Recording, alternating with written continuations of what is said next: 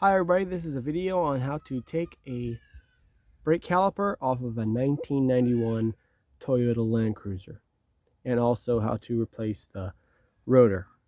So first of all, you remove the tire.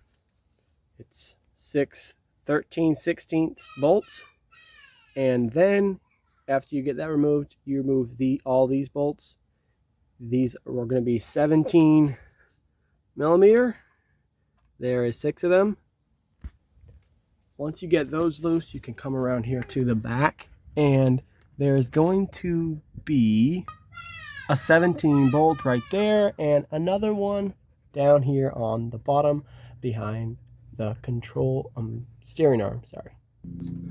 Once you get those out, then you can remove your brake line, and right here is going to be a 14 millimeter nut.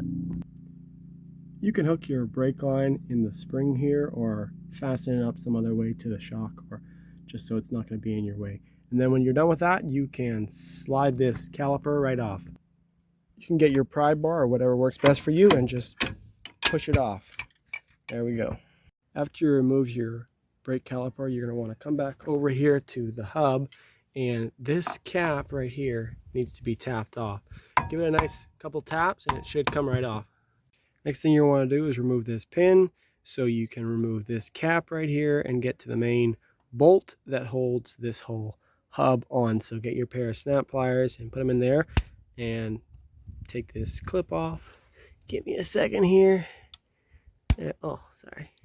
Sometimes you could use a screwdriver for this, but whatever works for you. Once you get that edge up there, I don't know if you can see that, you can put your screwdriver behind it and just pry it off. There you go.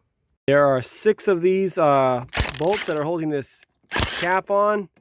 Loosen them all up, and that will give you access to the bolt that holds the hub on. Sometimes the little tapers that are on those bolts there can get jammed in there. Just give them a few little taps.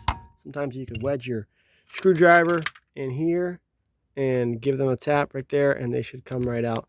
But that's a little cone there. I'll show you in a minute. There we go. That one came out.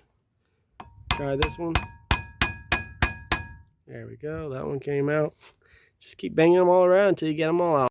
Next, you're going to want to take your screwdriver and pry this cap off of here. If you have new seals, then you don't have to worry about messing this seal up that's in here. But if you don't have a new seal, just be careful you don't push in too far.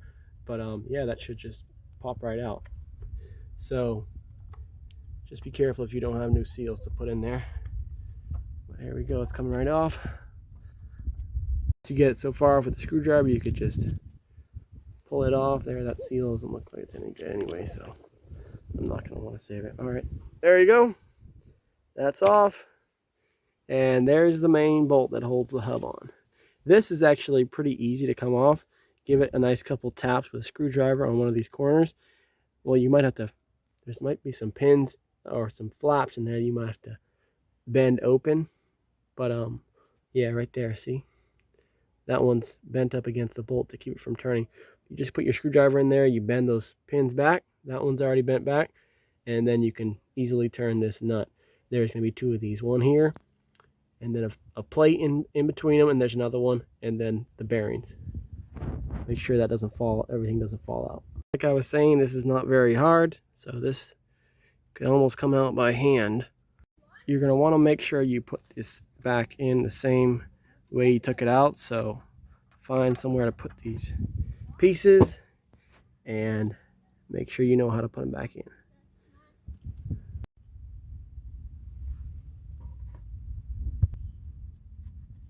And take the last one off. Put that aside, and then you simply have to pull this hub off of the spindle.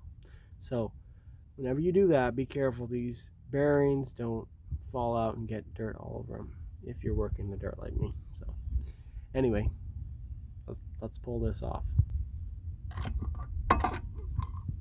Oh, just barely caught that.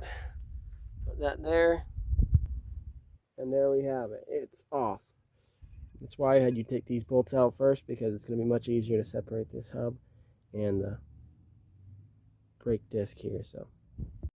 So basically take your hammer and hit it on here, on the edge here, while you're holding the brake disc, and separate this hub from the brake disc.